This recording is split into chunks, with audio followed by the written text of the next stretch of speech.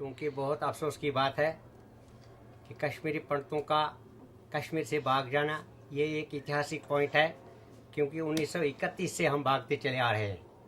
जैसा कि हमने हिस्ट्री में पढ़ा है या अपने पूर्वजों से सुना है कि 1931 में पांजतना काजीगुंड में एक शिवलिंग हुआ करता था जो इंसानी कद के बराबर था, लेकिन वहाँ का किसी कमालवानी नाम के एक आदमी ने उसको लेकर कश्मीर में उसको बोलते हैं कांज, उसको कांज बना दिया गया और शाली कूटने के काम में लगा दिया गया। एक शायर ने कहा था, क्या गोयो हा कमाल वाणी शिवलिंगस मुनहिदानी। ये हमने अपने पूर्वजों से सुना है कि 1931 में भी ऐसा हुआ है और 1986 में भी, 65 में भी, 64 में भी, जब भी कुछ हो गया है पाकिस्तान की तरफ से या आज़ाद कश्मीर की तरफ से जो भी हमले हुए हैं वो तो लगातार हिंदुओं पर होते रहे हैं। तो इस करके हिंदू का वहां रहना अच्छा नहीं लगता है। 1990-99 आज 11 साल हो गए, तो 11 साल के बाद भी कश्मीर की स्थिति वही है जो आज से 10 साल पहले थी, जो 40 साल पहले थी, जो 50 साल पहले थी। हम नहीं कह सकते हैं कि अभी कुछ सुधार हुआ है। सुधार तब हो जाएगा जब मैं 4 दिन के लिए अपने घर जा सकूंगा।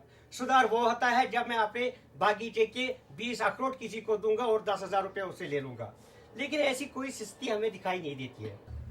तो इसलिए हमारे हालात जो 1931 से बनते चले आ रहे हैं, हम ये नहीं चाहते हैं कि हमारी तरफ हमारी जो नई नस्ल काल की है उनको भी भागना पड़े। हम इसलिए गवर्नमेंट से इस्तेदा करते हैं, हम सरकार से, मरकजी सरकार से, स्टेट सरकार से, कि कुछ इस कश्मीरी पंडित जाति को बचाने के लिए कोई ऐसा ठोस प्रोग्राम बनाओ जिसके लिए कल को इसको वापस नहीं भागना पड़े। हमारे साथ अनंतनाग में भी एक बार मीटिंग हुई थी। मैंने डीसी अनंतनाग सफदर अली साहब बेग थे वहां पर। मैंने उनको एक क्वेश्चन बताया कि अगर हम 1931 से कश्मीर से भागते चले रहे हैं, अगर हम 10 बार 15 बार कश्मीर से भागे हैं, आखिर हमको कितनी बार यहाँ से भागना पड़ेगा? कल को अगर हम आएंगे तो 10 साल के बाद मेरे बच्चे को भी यहाँ से भागना पड़ेगा। वो फिर गाली देगा कि 10 साल के बाद मेरा बाप कितना कमीना था, उसने मुझे कश्मीर दे दिया है।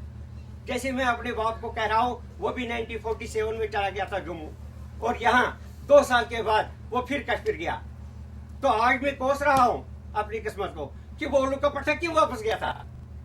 उसने दिल्ली में, पंजाब में, हिमाचल में क्यों नहीं जमीन ले ली थी, और आज हम फिर सड़क पर आ गए हैं। कल को 4 साल के बाद क्या करने के लिए जाएंगे हम, कि 5 साल के बाद हमें फिर भागना पड़ेगा। ये हमें पता है भागना पड़ेगा, क्योंकि हिंदुस्तान की कोई सरकार ऐसी नहीं है जो हिंदू जाति को बचा सकती है। इनके पास कोई प्रोग्राम नहीं है, कोई अच्छा सा अमली जामा जिसको पहनाया जाए। कल के पेपर में 500 मैंने पढ़ा कि हिजबुल मुजाहिदीन वगैरह जो मुजाहिदीन आज़ादी है वहां लड़ रहे हैं, उन्होंने कहा कि कश्मीरी पंडितों को कश्मीर में कोई जगह नहीं है। हिजबुल मुजाहिदीन कहते हैं कश्मीरी पंडित कश्मीर में कैंसर था। तो दूसरे हरकतुल इंसार कहता है कि यहाँ क्या चलेगा, निज़ामी मुस्तफा। ये जमात इस्लामी का नारा है। कौन सी रेपुटेशन है उनके? न मकान है, न दुकान है, न जमीन है, न पेड़ है, न पौधे है, न रोजगार के कोई वसाइल है। ये भेड़ बकरी नहीं है जिसको 170 अडवाणी साहब ने बोला था कि कश्मीर में हमने 170 जगह ऐसी मुकर्रर की है जो 5-5 फैमिली पर रहेगा। मैं कहता हूँ सोपुर से आगे कोई पंडित बास ही नहीं सकता है, छतरपुर से आगे। अब जो बचा खुचा कश्मीरी पंडित गाँव का रहने वाला है, वो जब जाएगा अपने घर में जाएगा, उसको किसी सिक्योरिटी जोन की जरूरत नहीं है।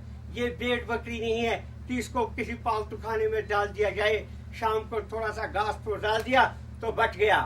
नहीं, ये 21वीं सदी है। अगर आज भी हुकूमत हमारा फैसला नहीं कर सकती है तो आने वाले दिनों में भी कोई फैसला नहीं हो सकता है।